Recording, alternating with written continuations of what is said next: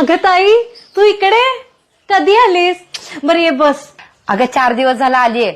तुझं लग्न ठरलंय असं कळलं. म्हंटल मग जाता जाता तुला भेटून जाऊयात. अगं लग्नाला अजून 6 महिने आहेत ग. पण पत्रिकेचं म्हणशील तर टॉप क्वालिटीची पत्रिका असेल, एकदम फुल डेकोरेटिव्ह आणि इतकी मोठी असेल की लोक फक्त पानं पलटत बसतील. डेकोरेटरचं म्हणशील तर टॉप क्वालिटीचा डेकोरेटर मी हायर केलाय. आणि पुढे जेवणाचा विषय येतो. मल्टिपल क्युझिन्स असतील माझ्या लग्नात. जे पाहिजे ते जेवण मिळेल लोकांना. आणि माझा लेहंगा एकदम ब्रँडेड, 70,000च्या खाली घेणार नाही मी लेहंगा. मी पप्पांना सांगितलंय लग्न असं करायचं की लोकांनी बघत बसायला पाहिजे. त्यासाठी लोन काढायला लागलं तरी चालेल. लग्न एकदाच होतं ग, हाऊस काय पुन्हा पुन्हा होते होय. तुझे वडील क्लार्क आहेत ना? नाही, तुझा काय दोष नाही यात. तुझ्यासारख्या कितीतरी मुलींचं हल्ली हेच आहे की लग्न ब्रँडेड झालं पाहिजे.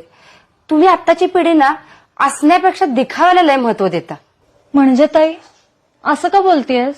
म्हणजे मान्य तुला लग्न एकदाच होतंय, हौस आहे, पण तुझ्या त्या हौसेसाठी आई वडिलांना कर्ज काढायला लागेल. लोक काय ग, एक दिवस येतील, खातील पितील, ते तमाशा बघतील आणि घरला निघून जातील आणि वरनं त्या जेवणाला बिवणाला कशाला तर खोट काढतीलच.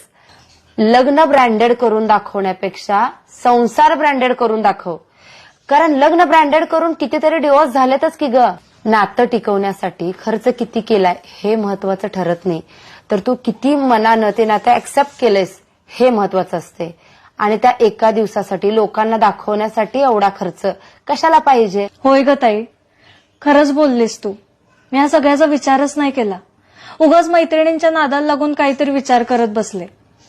पण आता मला कळालंय, आता मी लग्न ब्रँडेड नाही तर संसार ब्रँडेड करून दाखवेन.